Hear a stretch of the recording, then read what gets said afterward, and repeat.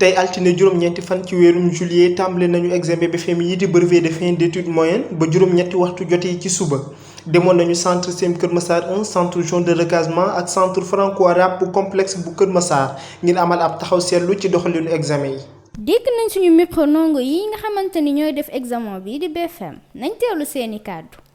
épreuve bi de moom yomboon na def nañ lu ñu mën daal ñuy ñaan yàlla mu may ñu école bi ñu génn d'office ñun ñëpp incha allah. boo xoolee mesures barrières yi jël nañ ko en charge parce que duñ nangu sax élève bi di examen sans nga bañ a takk sa masque waaw ñu ngi farlu bu baax et tout ça mais boo xoolee sax ñu ngi commencé di changer numéro table yi parce que sànq A2 lañ doon toog te baaxul si toogaay bi léegi ñu ngi koy def par un par table moo tax mais ñu ngi sant daal ñu ngi sant yàlla bu baax te ñu ngi méttu tamit bu baax waaw ñu ngi méttu tamit. bi waaw commencé nañ français bi tey suba 8h lañ def kii bi dissertation bi 10h ñu def TSQ ak dictée. maa ngi ñaan ñëpp ñu am quoi ñu fi ñëw ñëpp ñu ut si BFEM bi ñuy jàll bac deuxième tour yal na leen ko yàlla may mu jig leen waaw di wax ñëpp bonne chance quoi. pour l'instant moom français bi moom yomb na pour l'instant waaw surtout TSQ bi. ñu ngi respecté mesures barrières parce que suñuy génn dañuy jox gel suñuy dugg tamit dañuy gel ak masque yi tamit c'est obligatoire. réviser bi si la bokk quoi du stress comme stress yooyu mais dañoo war a réviser rek. réviser nañ avant mais pour maanaam bañ ko fàtte rek xam nga am na ñoo xam ne bu ñu jàngee nii dañuy gaaw a fàtte yooyu noonu moo tax ñuy jéem a réviser waat rek pour xool affaire yi. man moom am naa espoir mën naa ne sax élèves yëpp parce que lu ñu jox moom méttiwul. waaye dafa mel ni du ndongo yëpp stressé donte nanguwuñ ko ndax kat bu ñenn ñi di jàng ci bésu examen bi ñeneen ñi ñoom dafa mel ni yëgaluñ ko seen yaram ñu ngi toog ci bopp koñ yi ak di def grand place di xumbal nañ teewlu kenn ci ñoom. stress tamit baaxul tamit ci élèves yi parce que boo demee boo stressé nii boo demee classe loolu mu nga ciy jaxasew doo xam après looy def. waaw toog fii nii rek pour gars yi dindi stress bi nii rek xumbal nii bañ fàtte affaire yi rek parce que loolu moom bu la tegee tamit doo xam daal looy bind. bu weesoo kàddu yi nu ngay yëkkati surveillant yi itam àddu nañ ci yooyu mbir. tey suba nag xale yi ñëpp a teew pratiquement te mesures barrières yi respecté nañ ko épreuve yi tam yi ñu doon subir tam def nañ ko ci ay mujj mi rafet amul benn loo xam ne mën nañ wax ne gàllankoor na wala rëkk-rëkk la ci xale yi daal te gis ñi ci loo xam ne stressé nañ ci déedéet.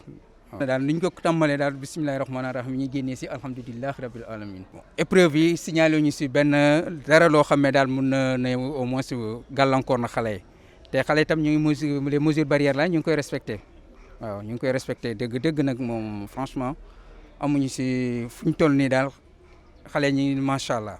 mais li ñu mën a wax mooy vraiment amu ci benn problème quoi donc booy li ñu leen liiral yëpp ci PV yi. comprendre nañ ko te topp nañ ko daal donc amuñ ci woon problème daal wax dëgg fa yàlla moom amuñu woon benn problème moom donc di leen ñaanal yàlla rek vraiment bon yàlla def li gën ci ñoom daal donc lijaas bi ñuy ut yàlla may leen ko te mu doon li gën ci ñoom. taataan nañu itam kàddu ñiiti centre yi ku ci mel ni proviseur bu centre jaune de recasement ak proviseur bu centre franco-arabe bu complexe bu Kër Massar ngir ñu indi matuwaay ak jéego yi ñu teg ngir examen yi jaar yoon. Ce matin 9 août, nous avons entamé les épreuves du BFEM et dans l'ensemble tout se passe bien. On a commencé à l'heure prévue et les épreuves se déroulent. Dans l'après-midi, les épreuves vont continuer et ainsi les jours à venir. Pour ce qui concerne les épreuves du bac, aujourd'hui, depuis le samedi, les épreuves du deuxième groupe ont commencé et vont continuer aujourd'hui et demain. Tout chef d'établissement, quand son établissement est choisi comme étant un centre d'examen, il est automatiquement chef de centre et il a son adjoint, qui est le plus souvent le censeur des études. S'il s'agit d'un établissement secondaire, comme le lycée, Et parfois, ça peut changer. À la place du censeur, on peut avoir comme le planificateur comme étant l'adjoint au chef de centre. toftal nañu ci président jury 1 ak jury 2 bu CM Kër Massar 1 ak président jury 1 bu lycée franco-arabe bu complexe bu Kër Massar ñu teewlu leen. Pour le moment ça va hein, on a bien démarré nañoo démarrage bi baax na surveillant yi ñëwoon nañu doy nañu macha allah secrétaires yi aussi ça va hein, ñoom aussi gis nga ils sont à la tâche voilà fu mu ne nii daal alhamdulilah waaw. yàlla bu ci cat dugg daal mais instant yi moom ça va très bien ça se passe très bien.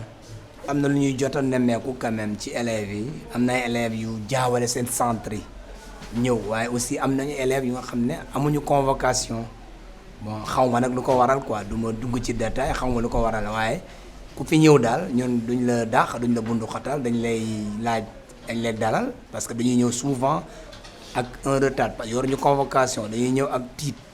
yu ñëwee nag ñun dañ leen di dalal laaj leen seen tur ñu xoolal leen ci suñuy état ah lii nii donc mooy liste d'appel et d'émargement yi des candidats donc mu sa tur ba fi nekkee rek boo nekkee sama jury rek même boo yorul convocation dama lay bàyyi nga composer sous réserve su ko defee ngoone nga ñëw indi ma sa convocation dàquñu kenn daal. fii am na 225 candidats. ñaar téeméer ak ñaar fukk ak juróom. Versement baa ngi dem dans les conditions normales commencé nañu à l'heure, il n'y a pas de perturbation, les élèves ont venu à temps, vraiment les surveillants aussi ont répondu massivement, donc tout se passe dans d'extrêmes conditions. Non, amul benn cas à signaler ici. On fait de notre maximum pour respecter les mesures barrières. On a 4 absences rek. Dans mon jury par rapport parce que premier jour boo ko weesoo rek su nekkee dañoo feebar après ñu indi seen dossier incha allah dañ koy rattraper dañuy def section de remplacement.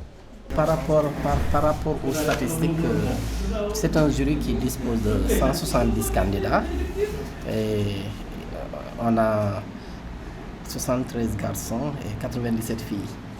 Voilà, j'ai l'habitude de dire que maintenant les filles sont plus nombreuses dans les salles de classe. Voilà, donc il y a 97 filles et 73 garçons. Et au total, nous avons 2 absents.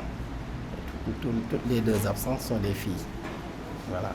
Mais à part ça, tout se passe bien. Il n'y a aucune difficulté, quoi. ginnaaw bi ñu taataanee kàddu yi fi jot a rot jàpp nañ ne BFEM bi amagul lenn lu ko mën a gàllankoor ndax ndongo yu kontaan nañ ci doxalinu examen bi te ñu ngi ñaan épreuve yi di ñëw gën a yomb yi jot a génn surveillant yi proviseurs yi ak président jury yi xamal nañu ni mesure barrière yi cëral nañ ko bu baax seen xel dal na ci ndongo yi te xalaat nañ ne dina jeex ci jàmm.